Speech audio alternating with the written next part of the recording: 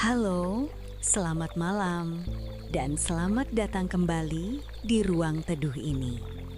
Malam ini kita akan berjalan jauh, sangat jauh, menepi dari hiruk-pikuk kota yang tak pernah tidur, melintasi jalanan panjang, menuju sebuah desa yang tersembunyi di balik kabut tebal pegunungan pinus. Di tempat yang sunyi itu, kita akan mengikuti perjalanan seorang pria yang hidupnya berlari terlalu cepat. Ia bernama Baskara. Di mata dunia, ia adalah arsitek yang sukses. Namun di dalam batinnya, ia adalah seseorang yang tersesat di tengah megahnya bangunan yang ia ciptakan sendiri. Kisah ini bukanlah tentang pencapaian besar atau penaklukan dunia luar, melainkan tentang perjalanan sunyi, menemukan kembali kedamaian di dalam diri. Sebuah refleksi untuk berhenti sejenak, mendengarkan, dan berdamai dengan keheningan. Sebelum memulai kisahnya, mari posisikan tubuh kita untuk beristirahat. Carilah posisi paling nyaman di atas tempat tidurmu, ambil nafas yang dalam dan pelan. Rasakan sejuknya udara mengisi rongga dadamu, tahan sejenak, lalu hembuskan perlahan. Biarkan bahumu melemah.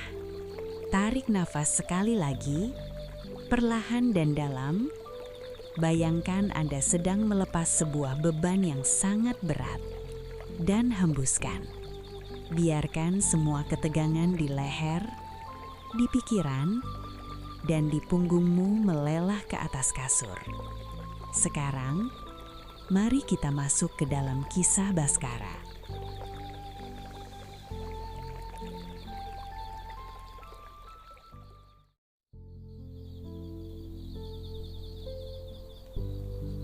Di sebuah kota besar yang sibuk, di bawah langit malam yang selalu memantulkan warna jingga dari lampu-lampu jalan, hiduplah Baskara.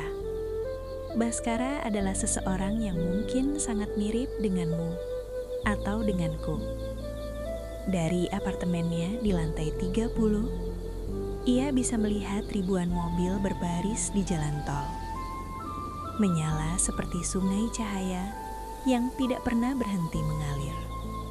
Setiap hari, kehidupan Baskara berjalan seperti putaran jarum jam. Tepat, cepat, dan tanpa henti. Rancangannya berdiri megah di berbagai sudut kota. Namun, di balik setelan jasnya yang rapi dan jadwalnya yang padat, Baskara merasa kosong. Malam itu, hujan turun membasahi kaca jendelanya. Baskara duduk di sofa, menatap secangkir teh kamomil yang sudah dingin. Ia merasa lelah, bukan sekedar lelah fisik yang bisa sembuh dengan tidur semalam.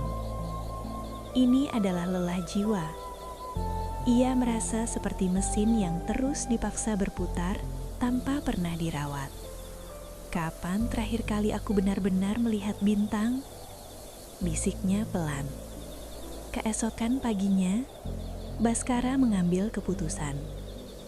Ia mengambil cuti panjang. Tanpa tiket pulang, tanpa jadwal rancangan yang mengikat. Ia hanya membawa satu tas ransel berisi pakaian secukupnya, sebuah buku catatan kosong, dan mematikan telepon selulernya. Perjalanan membawanya menjauh dari keramaian. Melewati stasiun-stasiun kecil, melintasi hamparan sawah yang hijau membentang sejauh mata memandang. Semakin jauh kereta itu melaju, udara terasa semakin dingin dan bersih. Baskara turun di sebuah stasiun kecil di kaki gunung.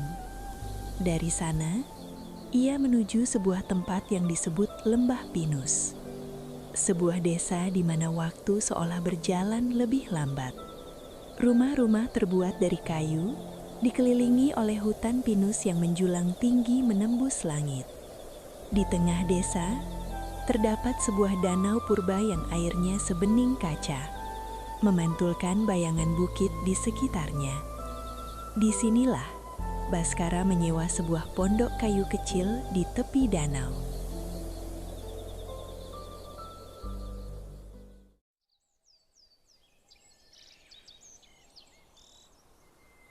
Hari-hari pertama di Lembah Pinus tidaklah seindah yang Baskara harapkan. Tubuhnya memang berada di pegunungan yang sunyi. Namun pikirannya masih tertinggal di kota. Di malam-malam pertamanya, Baskara tidak bisa tidur. Keheningan desa itu justru terasa asing dan memekakkan telinga. Ia terbiasa dengan suara pendingin ruangan, sirine ambulans di kejauhan, atau deru kendaraan. Di sini, ia hanya mendengar nyanyian jangkrik dan embusan angin. Pikirannya terus-menerus menciptakan masalah. Ia mengkhawatirkan proyeknya di kota. Ia mencemaskan email yang tidak ia balas. Tangannya beberapa kali secara refleks mencari telepon selulernya, hanya untuk menyadari bahwa layar benda itu gelap dan dingin. Suatu pagi, dengan mata merah karena kurang tidur, Baskara berjalan menyusuri tepian danau. Langkahnya cepat dan kaku. Di sebuah balai bambu dekat danau, ia melihat seorang pria tua. Penduduk setempat memanggilnya Pak Karta. Pak Karta sedang duduk bersila, memahat sebatang kayu jati dengan pisau kecil. Gerakannya sangat lambat, namun pasti. Wajahnya memancarkan kedamaian yang mendalam. Baskara berhenti dan memperhatikan. "Kamu terlihat seperti seseorang yang sedang berlari, padahal tidak ada yang mengejarmu, Nak," sapa Pak Karta tanpa mengalihkan pandangannya dari kayu di tangannya. Baskara tertegun. Ia duduk di dekat Pak Karta dan menceritakan kegelisahannya tentang betapa sulitnya menemukan ketenangan di kepalanya sendiri. Pak Karta tersenyum tipis. Ia menyerahkan sepotong kayu kecil dan sebilah pisau tumpul kepada Baskara. "Cobalah memahat, bentuklah menjadi apapun yang kau mau," kata pria tua itu. Baskara yang terbiasa mendesain bangunan berpikir ini adalah hal yang mudah. Ia mulai memahat. Namun karena terburu-buru dan memaksakan bentuk di kepalanya, ia menekan pisau itu terlalu keras. Krek! Kayu itu terbelah, patah menjadi dua. Baskara mendesah pelan.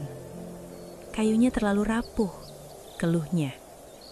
"Bukan kayunya yang rapuh, tapi kamu tidak mendengarkan kayunya.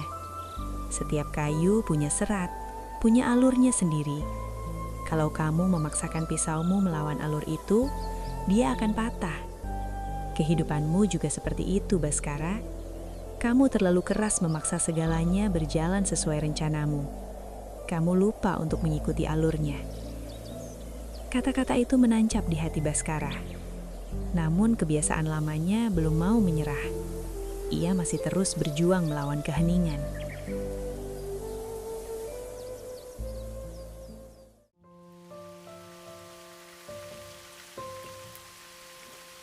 Satu minggu berlalu. Alam seolah ingin menguji Baskara lebih dalam. Sore itu, awan hitam pekat menggulung turun dari puncak gunung, menutupi seluruh desa.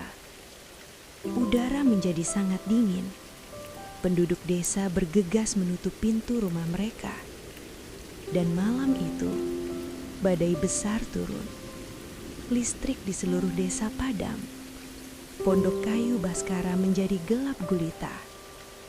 Angin menderu, mengguncang jendela.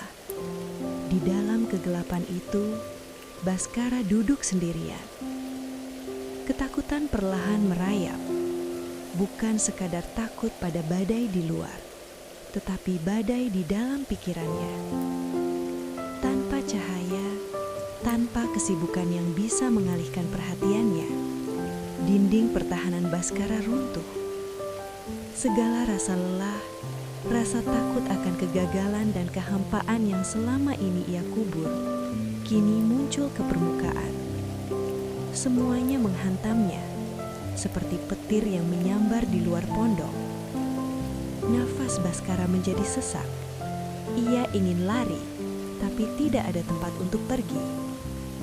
Di tengah rasa sesak itu, gema suara Pak Karta kembali terdengar di kepalanya. Jangan melawan alurnya. Baskara memejamkan mata erat-erat. Ia mengambil nafas panjang, lalu menghembuskannya. Alih-alih melawan rasa takut itu, ia membiarkannya datang.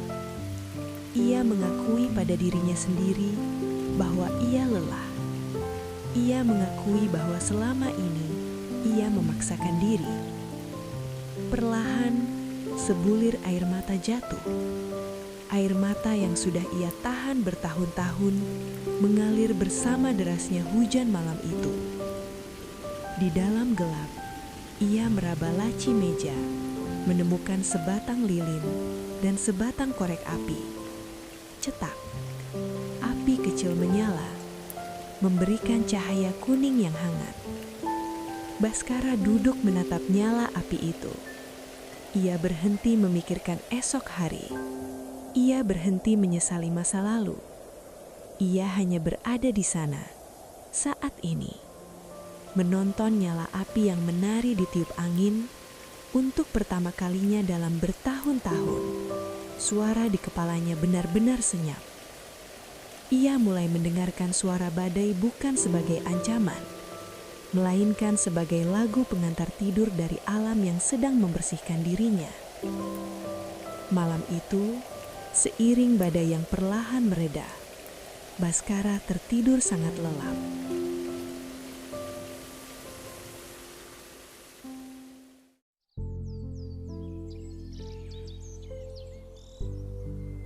Cahaya pagi menyisup dari balik jendela kayu. Baskara membuka matanya. Tubuhnya terasa luar biasa ringan, seperti ada ransel berat yang baru saja diturunkan dari bahunya.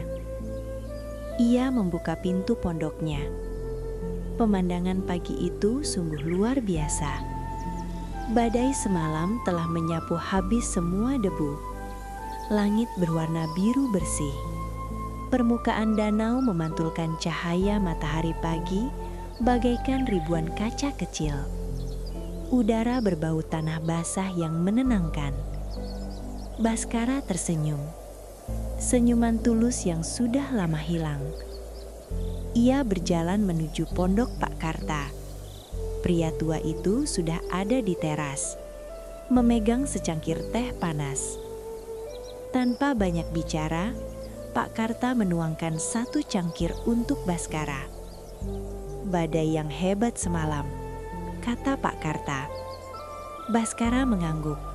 Ya, tapi pagi ini semuanya terasa baru. Baskara mengambil sepotong kayu baru dan pisau di meja. Kali ini ia tidak memaksakan bentuk apapun. Ia meraba permukaan kayu itu, merasakan teksturnya, mencari kemana arah seratnya berjalan. Perlahan, ia mulai memahat. Ia membiarkan pisaunya mengalir mengikuti kehendak kayu. Tidak ada paksaan, hanya keheningan yang nyaman. Saat sore tiba, Baskara berhasil membuat sebuah pahatan kecil. Bentuknya menyerupai burung yang sedang beristirahat.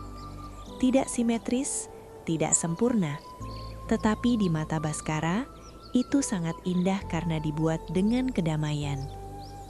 Masalah-masalah di kota belum hilang, pekerjaan masih menunggunya, tetapi Baskara yang sekarang sudah berbeda. Ia telah menemukan jangkar di dalam dirinya. Sehebat apapun badai di luar sana, ia tahu ia memiliki tempat yang tenang di dalam batinnya sendiri.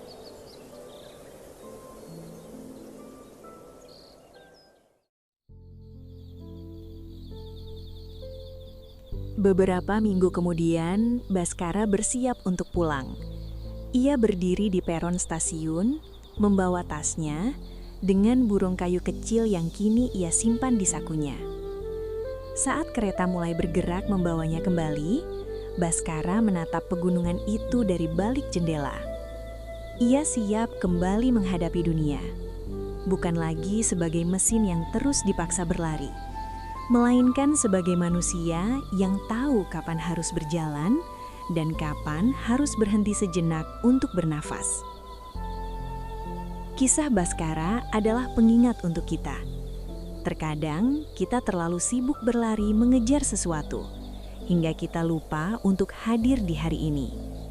Terkadang kita terlalu keras memaksa keadaan, melawan alur kehidupan, hingga kita sendiri yang merasa patah. Malam ini, jika kamu masih merasa ada yang mengganjal di hatimu, jika kamu masih mencemaskan hal-hal yang tidak bisa kamu kendalikan, ingatlah filosofi kayu dan badai. Kamu tidak bisa mengendalikan dunia di luar sana, tapi kamu selalu bisa meredakan badai di dalam dirimu. Kamu selalu bisa memilih untuk bernafas, mengikuti alur, dan beristirahat. Biarkan malam ini memelukmu. Biarkan angin malam menyejukkan pikiranmu yang lelah. Tugasmu hari ini sudah usai. Kamu sudah melakukan yang terbaik, dan itu sudah sangat cukup. Esok adalah hari yang baru, sebesih langit setelah hujan. Tapi untuk malam ini, tidak ada lagi yang perlu dipikirkan. Tidak ada lagi yang perlu dikejar. Tarik nafas panjang, hembuskan, rasakan tubuhmu yang semakin rileks, matamu yang semakin berat. Biarkan dirimu hanyut dalam keheningan yang damai ini. Selamat malam, selamat beristirahat, tidurlah dengan lelap. Semoga mimpi indah menemanimu.